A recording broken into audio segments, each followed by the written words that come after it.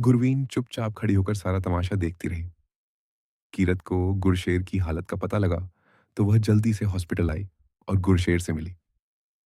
कीरत ने प्यार से गुरशेर के सिर पर हाथ फेरा और बोली, क्या हालत बना ली है तुमने अपनी शेर। शेर जो होश आई और उसने प्यार से कीरत का हाथ थामा और बोला, मैं अपनी जिंदगी में सिर्फ दो लोगों से सबसे ज्यादा प्यार करता हूं, एक मेरे पापा और एक तुम दोनों ने मुझे अकेला कर दिया, तो मैं जीकर क्या करता। कीरत रोते हुए बोली, ऐसा मत बोलो, गलती हम दोनों की थी। तुम्हारी मम्मा ने मुझे भड़का दिया था, इसलिए मैं ऐसा बिहेव कर रही थी। शेर, हम कहीं और जाते हैं इससे, यहाँ से दूर अपना घर बसाकर रहेंगे, जहाँ सिर्फ हम दोनों ही होंगे, कोई तीसरा नहीं। गुरशेर मुस्कुराकर बोला, मेरी माँ को मुझसे फर्क नहीं पड़ता, मगर मैं अपने पापा की जान हूँ। इतनी हिम्मत मैं कभी जुटा नहीं पाऊंगा कि अपने पापा को अकेला छोड़ दूं। एक माँ को वैसे ही खो चुका हूं, अब अपने दूसरे माता पिता को नहीं छोड़ सकता। मेरे माँ बाप जैसे भी हैं, मेरे हैं, और मुझे उनकी कीमत का एहसास है। बस मम्मा थोड़ी स्ट्रिक्ट हैं, पर मेरे पापा मुझे बहुत प्यार करते हैं। कीरत को गुरशेर की बात समझ आई और उसने गुरशेर का माथा प्यार से चूमा। थोड़ी देर बाद शाम के समय कीरत ने सतपाल से बात की और वह बोली, पापा, गुरमेहर बता रही थी कि आपको लगता है कि शादी जल्दी करने का फैसला गुरशेर का था।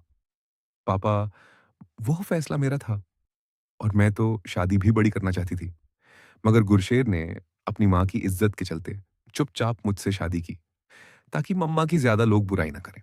पापा मुझे माफ कर दिए, पर इसमें गुरशेर की कोई गलती नहीं है। गुरवीन को यह सब जानकर हैरानी हुई और सतपाल को भी उसकी गलती का पता लगा। सतपाल ने कीरत को माफ कर दिया और गुरमेहर पर चिल्लाने के लिए उसे माफी मांगी। रात के वक्त खाना खाने के बाद सतपाल हॉस्पिटल रूम में गुरशेर के पास आकर उसके हॉस्पिटल बेड पर बैठा। गुरशेर उसकी तरफ देखने लगा। सतपाल बोलने लगा, बेटा मुझे माफ। गुरशेर अपने पिता की बात बिना सुने और आंखों में पानी भरकर चुपचाप सतपाल की गोदी में लेट गया। गुरशेर मुस्कुराकर बोला, पापा, आप गुस्सा कर लो, मुझे पीट लो, ताने दे दो, मेरी बेइज्जती कर लो, पर मुझसे कभी आंखें मत फेरना। मुझसे बात करना बंद मत करना पापा। मम्मा का गुणतास के बिना चल जाएगा, मगर मैं आपके बिना बेमतलब फील करूंगा पापा। मुझे कीरत की नाराजगी, मम्मा के ताने इतने नहीं चुभे, मगर आपकी शांति मुझे हर दिन अंदर से खत्म करती रही। पापा, प्लीज मुझे कभी मत छोड़ना। मुझे हमेशा अपना छोटा शेर समझना, जिसे आपकी जरूरत हमेशा रहेगी। गुरशेर सिसक कर रोने लगा, मानो वो छोटा सा बच्चा हो जिसे अपने पापा की गोद चाहिए थी रोने के लिए। सतपाल की आंखें भर गईं और वह गुरशेर का सिर चूम कर बोला, भड़क गया था मैं गुरवीन की बातों से। मुझे तेरा ख्याल ही नहीं रहा बच्चे। मैं भूल गया था कि तू मेरा वही बच्चा है जिसने पहली बार जब चलना सीखा था तो मेरी उंगली थामने के लालच में सीखा था।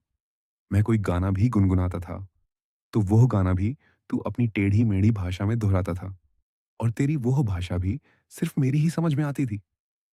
सतपाल हंसने लगा और गुरशेर ने उठ के अपने पिता का मुस्कुराता चेहरा देखा और उन्हें गले लगाया। गुरवीन बाहर खड़ी सब सुनती रही और उसकी आंखें भर आईं। गुरवीन को एहसास हुआ कि सतपाल और गुरशेर का प्यार कितना गहरा था और वह कितनी बड़ी गलती कर रही थी।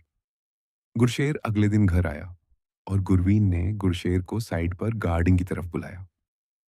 गुरवीन ने गुरशेर को गार्डन में लगे बेंच पर आराम से बैठने को कहा और उसके पास बैठकर बोली, सबके सामने मैं माफी नहीं मांग पाऊंगी, क्योंकि बचपन से मुझे सबके सामने कमजोर पड़ने की आदत नहीं। पर हाँ, जहां मैं गलत थी वहां मैं माफी जरूर मांगूंगी।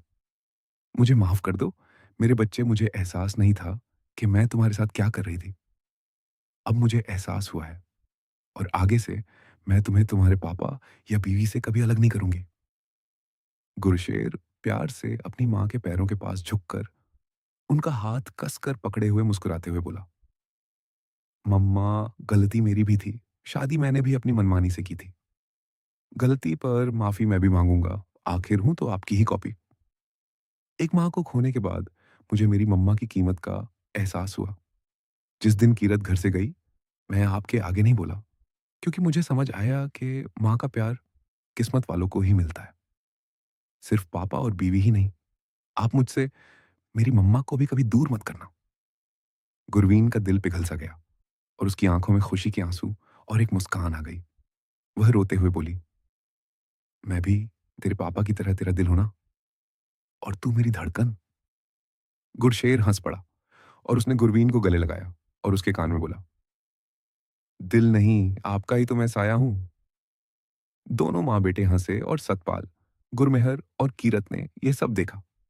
गुरमेहर मजाक से सतपाल की तरफ देखकर बोली, पापा, अब आपको किसी एक को चुना नहीं पड़ेगा, क्योंकि अब आपके दोनों सबसे कीमती और प्यारे दुश्मन आपस में दोस्त बन चुके हैं। सतपाल मुस्कुराकर बोला, भगवान का शुक्र है।